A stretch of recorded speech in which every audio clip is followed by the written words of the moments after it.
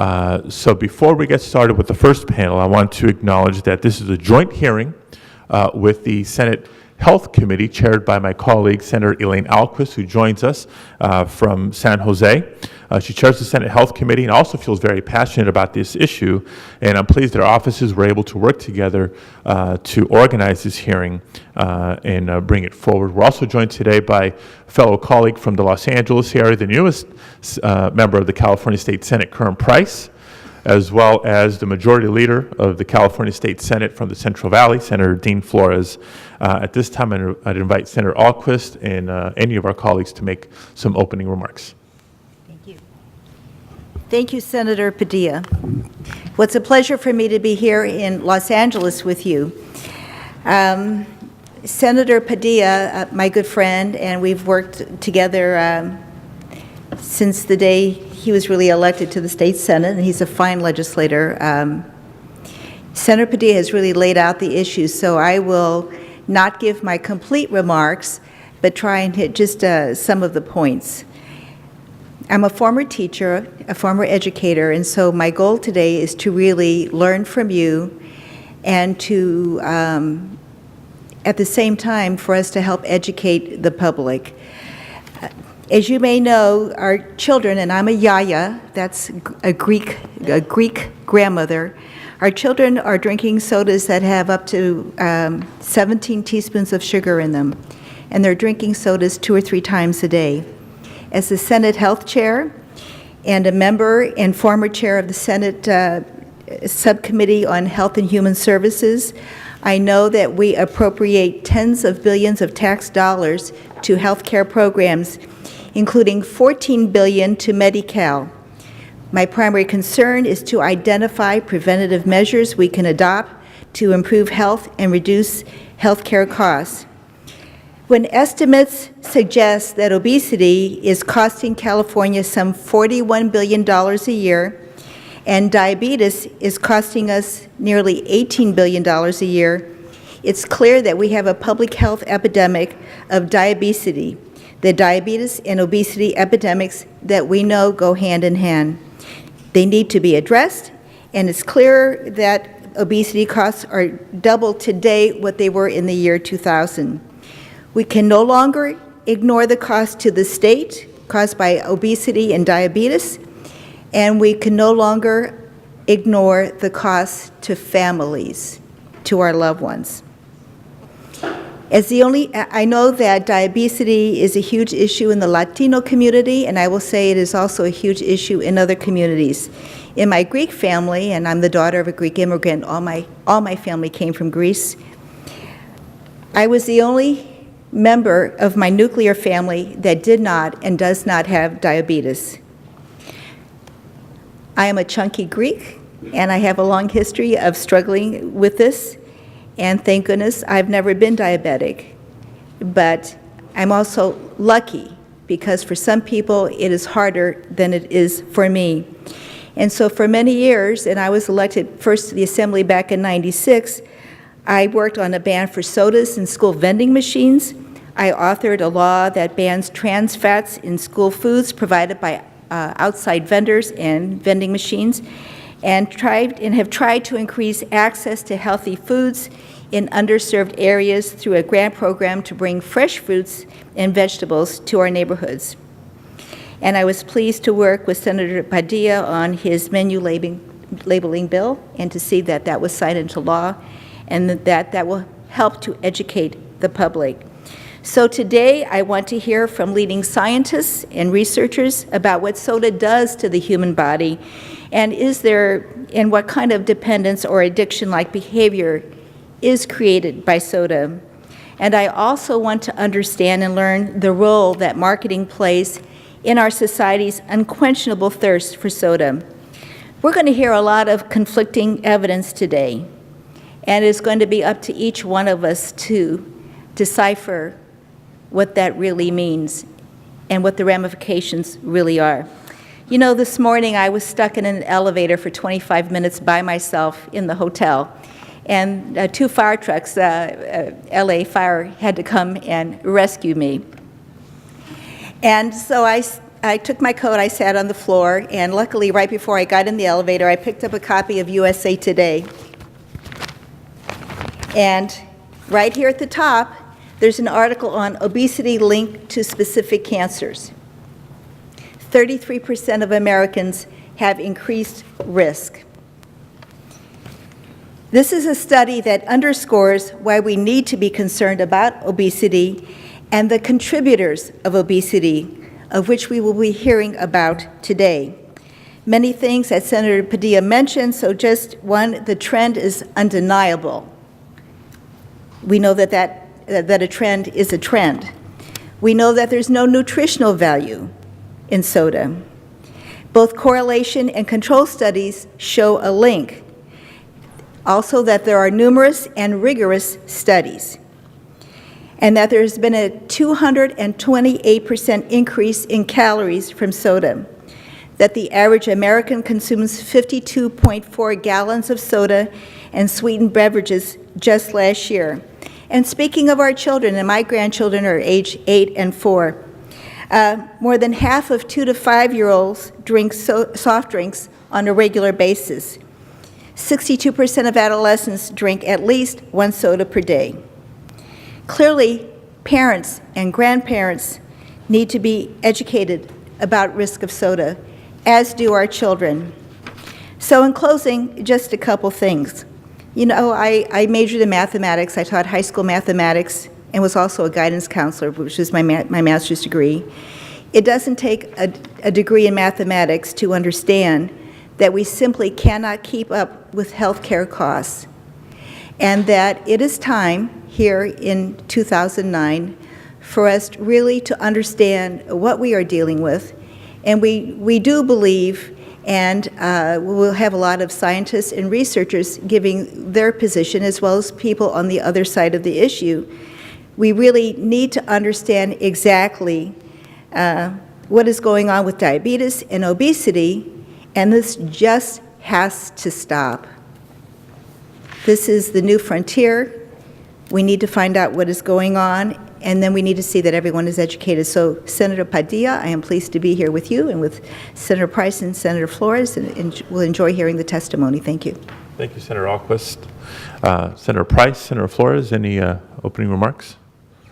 I do, and Senator Padilla, it's always a pleasure working with you. You know, Senator Padilla's degree is in engineering and mine is in mathematics, so we seem to follow some of the same logical... See, I'm going to have to bring her the Coca-Cola can or the Pepsi can and have her do the math for me. Exactly. Senator Padilla covered some of the issues I was going to, but I do have a few others. And we will start with, let's see, Dr. Story. You say that all calories are created equal. Does that mean that the ramifications of my eating 10 pieces of asparagus would equal my having 2 or 3 cans of soda?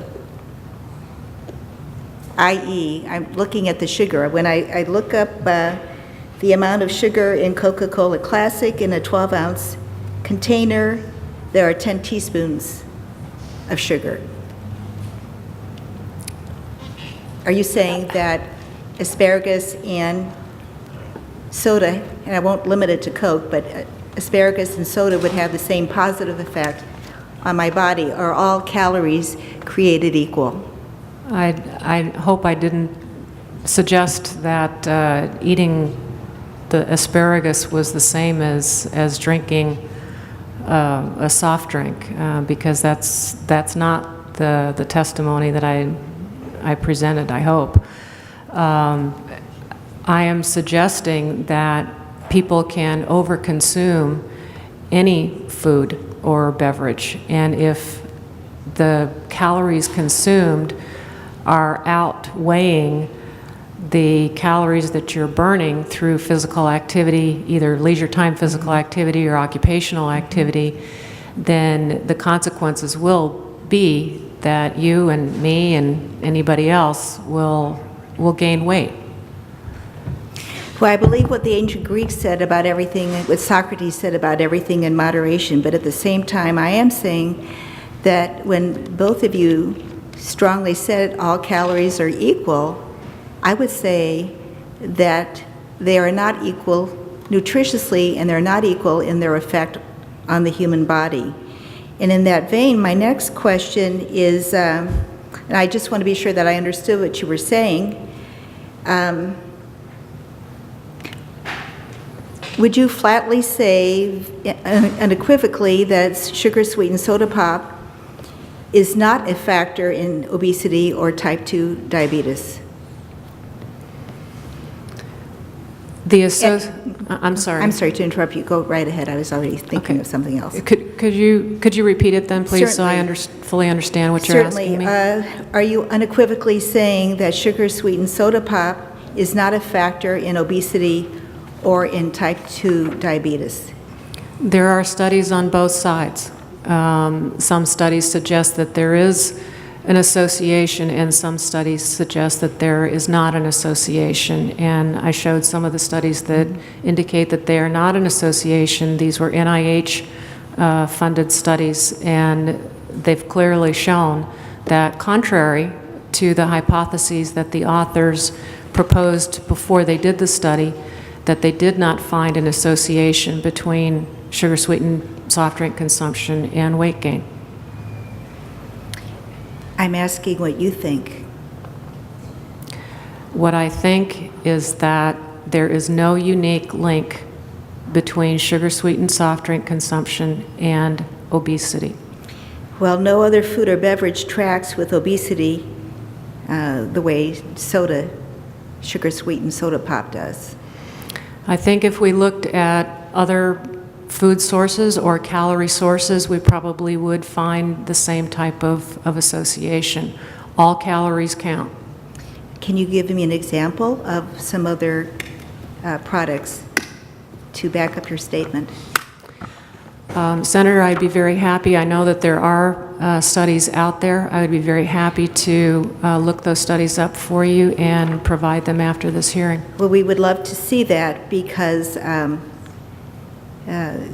so much of the, and granted it's not 100%, and I do understand that, but so much of the studies do show, tracking-wise, the relationship between sugar-sweetened soda pop and obesity and diabetes, that to simply say that all calories are created equal, I have a very difficult time accepting that. Well, and I'm trying to be as gracious as you are. I hope I am conveying that all calories count. You're saying that all calories count. And I would say that soda has no fiber and no nutrients, that they are composed of empty calories. Not even really talking about what happens to sugar when it's in a liquid form, not talking about the caffeine, and not talking about that 41% of our 2 to 5-year-olds are drinking at least 1 can of soda every single day. Thank you for your responses. Let's see, Dr. Leahy.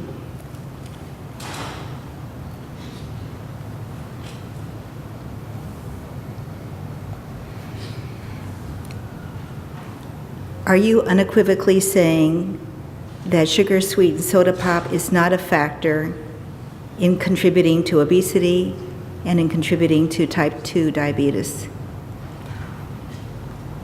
What I'm saying is that all calories count, and we have to look at the totality of calories in the diet and need to be within our energy balance with the calories in and calories out.